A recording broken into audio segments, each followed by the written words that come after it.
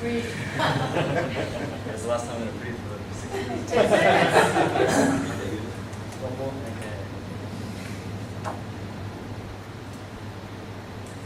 Okay. Now I'll talk to you about design. I'll start with a quote from Dan Pink from his wonderful book, A Whole New Mind, where he talks about design. Design is not just putting decorations on top of something else, but it's something deeper than that. It's something that touches all of us and it affects our understanding. So we're going to use the acronym CRAP to give you some principles of design. 4 principles. First one, C, contrast, and that is if you're gonna make something different, something that's gonna be different in your paper or whatever, it should be really different. Don't be a wimp. Don't just do okay, I'll just change the font size one little bit. No, make it really different. Make it stand out. Use boldness. Use color. If you want something to be noticed, make it stick out. And then when it's really different, then people will notice it. Because if you don't do that, then the contrast will be low. And when the contrast is low, it looks like a mistake. Okay, when you see 14-point font next to 12-point font, you don't. I think it's different.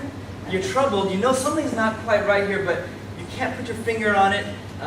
You don't want it to look like a mistake because that takes away from your credibility as well. Okay? Again, don't be a wimp. Do something. High contrast looks intentional.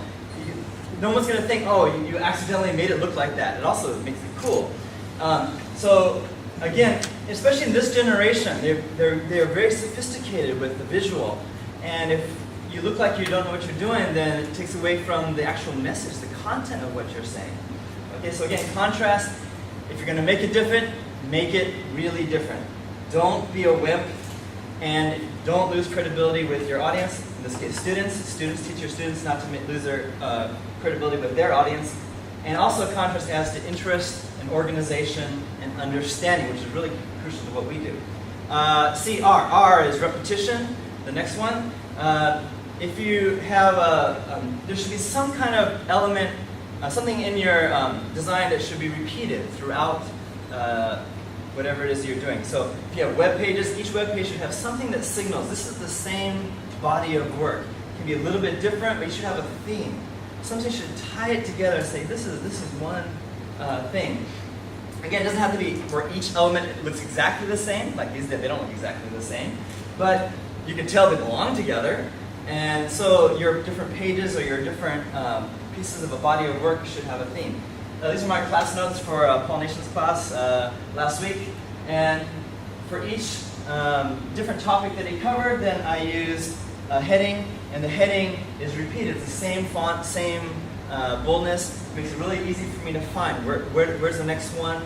Where do I look to next? It belongs together. So again, repetition is having some aspect of your design that comes repeated throughout the piece. It adds unity, it adds interest, and consistency, which again leads to better understanding, which is something that we are all concerned about. So C, R, A is alignment. There should be some visual connection for each thing that is on your page or your design. Doesn't mean that everything is tied together, but each thing should be tied to something. It should look like you had a purpose in where you put it.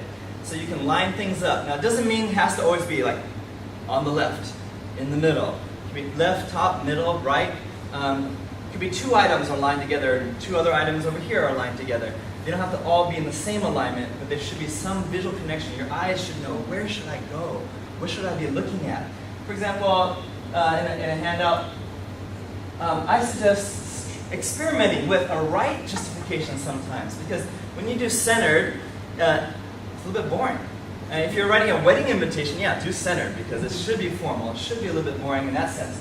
But experiment, try left, try right, try top, bottom, do something different. Okay, so again, alignment, repeat some element throughout, have some visual connection between the different things in your paper or in your design. Okay, so C, R, A, and which leads us to P. P is proximity. Group things that belong together. Physically, move them together. Don't have everything equidistant on your design. because people, again, will know, what does this go with? I don't know what I'm looking at. But when you put things together, then the understanding is there. For example, you go in the grocery store, you don't want all the vegetables all mixed together in a pile. You want to know, okay, this goes over here, okay, I can find this. And it's the same with ideas. You want to be able to look and know, hey, this goes together, this is what I'm looking for. I'm going to grab from this bunch. My eyes know where to look and what to focus on. So it's the same thing like with our relationships, human relationships. You know, when you have proximity, you assume, oh, there's some kind of relationship here. Man, I sure hope there's a relationship between these two. And you like to assume so because you do. You think, well, they're together, so they must have some kind of relationship. So again, same thing with ideas. Now here's a really badly designed, not following the crab principles. There's no alignment, there's no contrast, there's no proximity, and there's no repetition. And you don't know where to look. What is being communicated here? I have to spend extra energy I shouldn't have to. So instead, this is just an example of one way to do it, but it covers everything, right? You have the contrast, you have the repetition, okay? You have the alignment, right? And you have the proximity. The things that belong together are together. Okay, so let's go ahead and, since the slide advances here, let's do a review. C is? Contrast. R is? Repetition. A is? Alignment. P is? Proximity. Okay, so go out and do some great design, and it will help the understanding as well. And then you set a model which your students can also follow and learn from, and we'll all be better communicators. Thank you very much.